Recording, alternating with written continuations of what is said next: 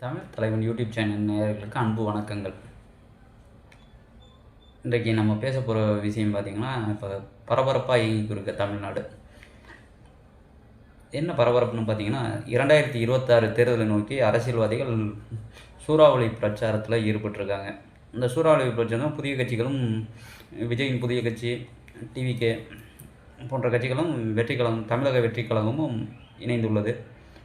இப்போ பார்த்தீங்கன்னா, தேர்தலில் பரபரப்பாக மக்களை சந்தித்து கொண்டிருக்கிறார் அரசியல்வாதிகள். நேற்று கூட ஸ்டாலின் கரூரில் ஒரு மீட்டிங், ரோட் ஷோலாம் நடத்தியிருந்தார். தமிழக தேர்தலில் ரோட் ஷோ, விஜய் வந்ததுக்கப்புறம் ரோட் ஷோ அதிகமாக நடைபெறுது. இதனால் தமிழக மக்களுக்கு பிரச்சனைகள் தீர்ந்ததா? இந்த தேர்தல் பிரச்சனையை தீர்க்கக்கூடிய தேர்தலாக இருக்குமா? புது புது கட்சிகள் வருகிறதே, இந்த தேர்தலில் தமிழக மக்கள் நினைத்த மாதிரி சூழ்நிலைகள் சரியாகுமா அப்படின்னு பார்த்தோம்னா பொறுத்திருந்து பார்ப்போம். இப்போ நம்ம பேச போகிறது என்னென்னா, தேர்தல் நேரத்தில் இப்போ நிறைய வாக்குறுதிகளை அரசியல்வாதிகள் இனி 2026 அள்ளி வீசுறதுக்கு வாய்ப்பு இருக்குது.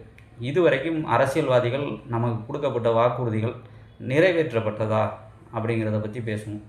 ஏன்னா புதிய புதிய கட்சிகள் வந்தாலும் இங்கே மக்கள் பிரச்சனை, மக்களோட மக்களாக நம்ம இந்த பிரச்சனையை எப்படி மக்கள் சந்தித்து கொடுக்கணும்.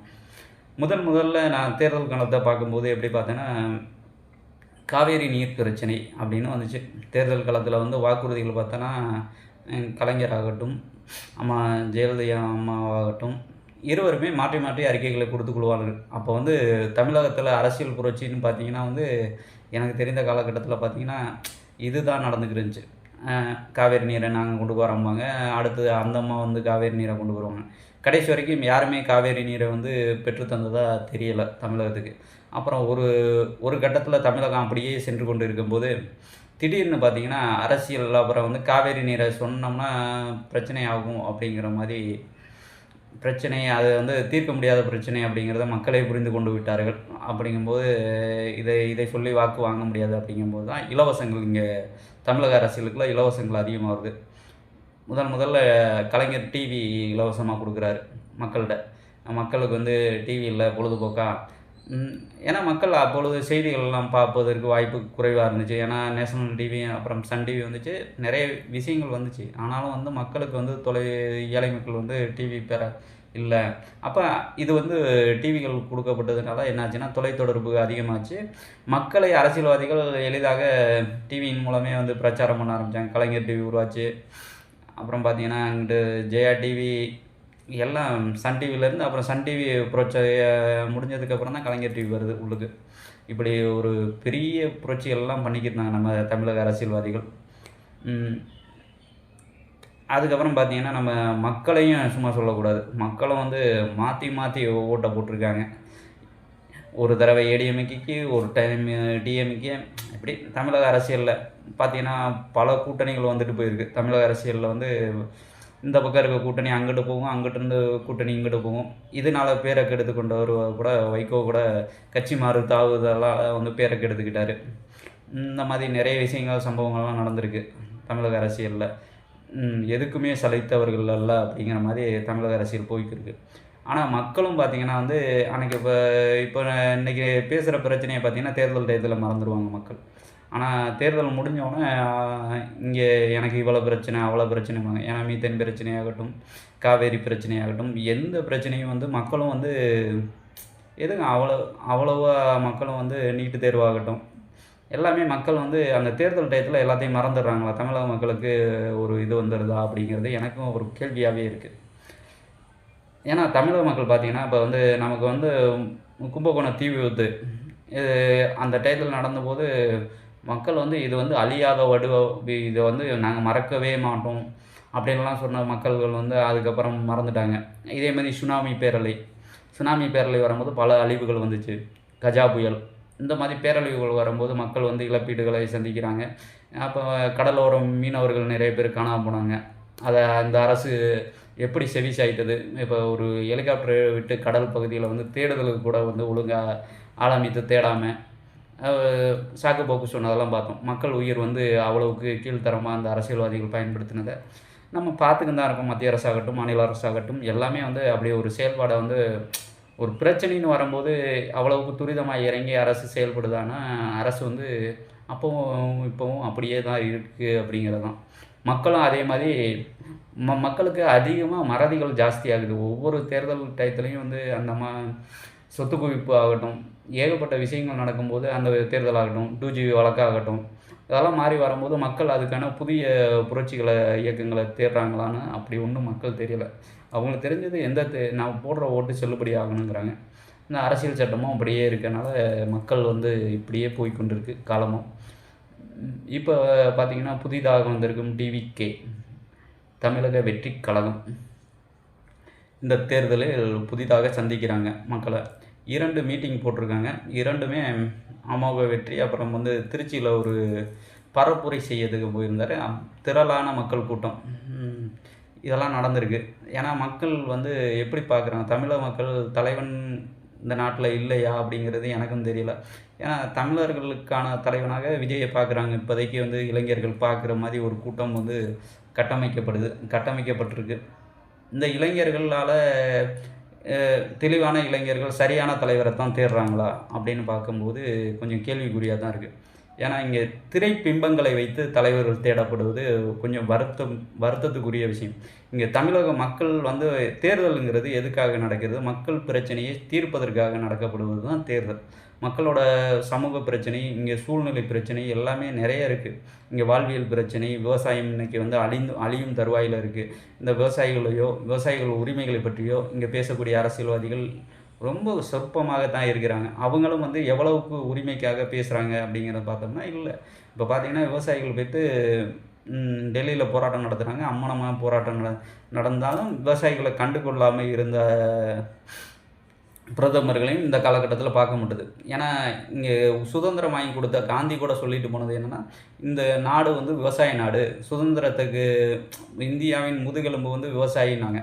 இந்த முதுகெலும்பை ஆளும் வர்க்கம் என்ன பண்ணுகிறது, இந்த முதுகெலும்பை உடைத்து அதில் வந்து குளிர் காய்கிறது அப்படிங்கிறது. இது மக்களும் உறுதுணையாக இருக்கிறார்கள் அப்படிங்கிறது என்னோட பார்வையில் படுது. ஏன்னா மக்கள் வந்து இப்போ பார்த்தோம்னா ஒரு வியாபாரி வந்து ஒரு பொருளை வாங்கியாந்து கொடுக்குறான்னா 1 கிலோ தக்காளி எவ்வளவுக்கு ஆகும் விளைச்சல்? அப்போ விவசாயத்தில் அவன் வெற்றி பெற்று விட்டான். விவசாயம் வந்து என்றைக்குமே குறை சொல்ல முடியாது. ஏன்னா விவசாயம் பொருளாதாரத்தில் மேல்கிறது இந்த சமூகம் தான் காரணமே தவிர விவசாயி காரணம் இல்லை. விவசாயம் உற்பத்தியை தான் அவன் பெருக்க முடியுமே தவிர ஒரு தொழில் செய்கிறான். அந்த தொழிலில் அவன் வெற்றியை அதிகப்படியான மகசூலை எடுக்கிறான். ஆனால் மகசூலை எடுத்தும் அவனுக்கு போதியது கிடைக்கலன்னா இந்த சமூகம் தான் இதுக்கு காரணம். சமூகத்தின் பொருளாதார கொள்கைகள் வந்து சரியாக இல்லை, விவசாயிகளுக்கு சாதகமாக இல்லை. இங்கே வந்து என்னென்னா இப்போ ஒழுங்குமுறை கூடியவங்களாம் இருக்குது. தஞ்சை மாவட்டங்களில் நெல் அறுவடைகள்லாம் வாங்கக்கூடிய கூடங்கள் இருக்குது. எவ்வளோ நெல்லுகள் வந்து இங்கே வாங்காமல் முளைத்து மலையில் முளைச்சி இதெல்லாம் பார்த்தோம். எவ்வளவோ விஷயங்கள் வந்து விவசாயிகள் உற்பத்தி தான் பண்ணிக்கிருக்காங்க. உற்பத்தி பண்ணுறத வந்து இப்போ நம்ம அரிசி எவ்வளோக்கு வாங்குகிறோம்? 50, 60, 70 ரூபாய்க்கு வாங்குகிறோம் 1 கிலோ அரிசி. ஆனால் அவனுக்கிட்டேருந்து நெல் வாங்குறது எவ்வளோ? 14 ரூபா. அந்த 10 ரூபா, 12 ரூபா, 14 அந்த மாதிரி ஒழுங்குமுறை ஆணையத்தில் ஒரு நிர்ணயம் பண்ணப்படுது. ஆனால் அந்த ரேட்டுக்கு வந்து அவனுக்கு ஒழுங்காக அந்த பொருளை காலத்தில் எடுக்கப்படுதா அப்படின்னு பார்த்தோம்னா அது இல்லை. அதுக்கான போதிய வசதிகளும் அரசுகள்கிட்ட இல்லை. அப்படி வாங்கக்கூடிய மூட்டையை வந்து தங்க வச்சு அது முளைத்து வரதையும் பார்க்குறோம். இதுக்கெல்லாம் தேர்தலில் ஒரு பிரதிபலிக்குமா அப்படின்னு பார்த்தோம்னா அதெல்லாம் இல்லாமல் தான் இருக்குது. இப்போ பாதிக்கப்பட்ட மக்களே வந்து ஆளும் வர்க்கத்துக்கு போடுறாங்க. இப்போ தூத்துக்குடி துப்பாக்கிச்சூடாகட்டும், அப்போ பார்த்தீங்கன்னா அந்த தேர்தலில் நடந்த விஷயங்களை பார்த்தோம், ஸ்டெர்லைட்டு விஷயங்கள்லாம். அப்படிங்கும்போது மக்களோட தப்பா, இல்லை மக்கள் வந்து அரசியலை அணுகிறது தப்பாக இருக்கா, இல்லை அரசியல் வந்து தவறாக இருக்கா, எதுக்குமே இப்போ அரசியல்வாதிகள் தவறா அப்படிங்கிறது. இன்னொரு குற்றச்சாட்டு யார் மேலே வைக்கணும்னா, இப்போ இந்தியாவில் இருக்க மீடியாக்கள் மேலே தான் வைக்கணும்.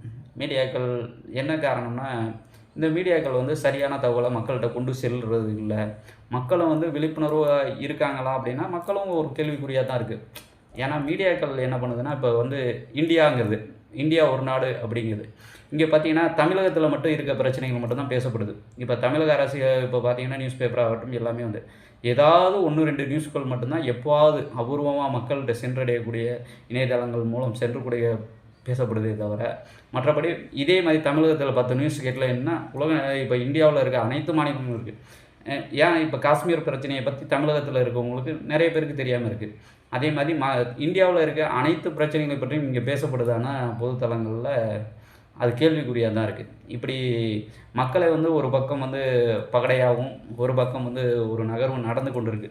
இந்த தேர்தலில் இந்த நேரத்தில் தான் நம்ம வந்து 2026 அரசியலை சந்திக்கிறோம்.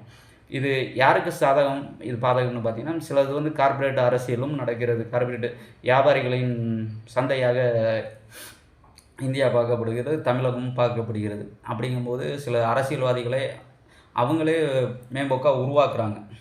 உருவாக்கி அவங்களுக்கு சாதகமாக இருக்கிறவங்கள வந்து அதிகாரத்தில் உட்கார வச்சு, அதுக்கு நிதி ஆர்டர் செய்து வரப்படுறாங்க. இப்படி நடிகர்களும் இங்கே வந்து திரைத்துறையில் இருக்கிற நடிகர்களும் வந்து அரசியலுக்கு வராங்க. அப்படி வாரவங்க வந்து சமூக நோக்கோட தான் வராங்களா? இங்கே மக்களோட பிரச்சனைகளை பற்றி மக்களுக்காண்டி உண்மையிலே நல்லது செய்யத்தான் வராங்களா? அப்படின்னு பார்த்தோம்னா, அதிகப்படியான பேர் வந்து தமிழக அரசியலில் வந்தவங்க பார்த்தீங்கன்னா, அந்த அளவுக்கு ஒன்றும் மக்களுக்காக செயல்படலை. நிறைய பேர் செயல்படலை. செயல்பட்டிருந்தா இந்த 50 ஆண்டுகள்ல மக்கள் வந்து எவ்வளவோ வளர்ச்சி அடைந்திருக்கணும். ஒரு உண்மையான ஒரு கவுன்சிலர்னா ஒரு கிராமத்தை நல்ல முறையில் கொண்டு வர முடியுதுன்னா, இவ்வளோ நாள் ஏன் ஆட்சி செய்தும் மக்கள் வந்து இன்னும் பொருளாதார ரீதியாகவும் மக்கள் வந்து பல இன்னல்களையும் சந்திச்சுக்கிட்டு இருக்காங்க. இன்னும் இலவசத்தை ஏங்கி காத்திருக்க வேண்டிய சூழ்நிலை ஏன் ஏற்படுது? இங்கே தொழில் வந்து இவ்வளவுக்கு தொழில் வளர்ச்சி வந்து த அரசால் ஊக்குவிக்கப்படுவது கூட தனியார் நிறுவனம் ஊக்குவிக்கப்பட்டு நிறைய தொழில் நிறுவனங்கள் உருவாகுது. ஆனால் வந்து அரசு வந்து அந்த நிறுவனங்களை வந்து சரியான முறையில் கொண்டு போகிறதானா அதுவும் இல்லை. இதெல்லாம் வந்து தேர்தலில் எதிரொலிக்குதுன்னு பார்த்தோம்னா இதுவரைக்கும் எதிரொலிக்கலை. ஏன்னா இங்கே வந்து அறிவுஜீவிகள் நிறைய பேர் இருக்காங்க. இங்கே வந்து படிப்பை மட்டுமே அடிப்படையாக கொண்டு அறிவுஜீவிகள் எடுக்கப்படுறாங்க. ஆனால் இங்கே வந்து படிக்காமையே ஒரு மெக்கானிக் இருப்பார், ஒரு பைக் மெக்கானிக் இருப்பான். அவன் வந்து புது தொழில்நுட்பத்தெல்லாம் உருவாக்குன நிறைய பேர் இருக்காங்க. அந்த மாதிரி ஒவ்வொரு துறையிலையும் ஒவ்வொரு இது இருக்காங்க. இது அரசால் அங்கீகரிக்கப்படுதா? அவங்களோட தொழில்நுட்பம் உண்மையிலே வெற்றி பெற்றாலும் அது அங்கீகரிக்கப்படுதுன்னா இல்லை. இது தேர்தலில் எதிரொலிக்குதா மக்கள்கிட்ட இருந்து அப்படின்னு பார்த்தோம்னா இல்லை. தலைவனை ஏன் மக்கள் வந்து இப்போ ஒரு தொண்டர்கள் இவ்வளோ படைகள் இருக்குது, ஏன் போயிட்டு திரைத்துறையில் தேடுறாங்க அப்படிங்கிறது எனக்கு நீண்ட கால கேள்வி. ஏன்னா திரைத்துறை அப்படின்னு பார்த்தீங்கன்னா, திரைத்துறையில் வந்து காமிக்கப்படுது போலி பிம்பம். நீங்கள் வந்து ஒரு 2.5 மணி நேரத்தில் இருந்து ஒரு 3 மணி நேரம் ஒரு கற்பனை கதை, ஒருத்தனோட கற்பனை கதை. அது யாருக்கும் எதுக்கும் உபயோகப்படாது. மன ரீதியாக கோபம், ஒரு காட்சியை பார்க்குறீங்க நீங்கள், அந்த காட்சியில் வந்து கோப காட்சியாக இருக்கலாம், ஒரு அடல்ட் வயதில் உண்டாக்கக்கூடிய காட்சியாக இருக்கலாம். அந்த மாதிரி பல தோற்றங்களில் ஒரு பின்னிய படலம் தான். காமெடியாக இருக்கலாம், சிரிப்பு சந்தோஷத்தை உருவாக்கக்கூடிய நிகழ்வாக இருக்கலாம்.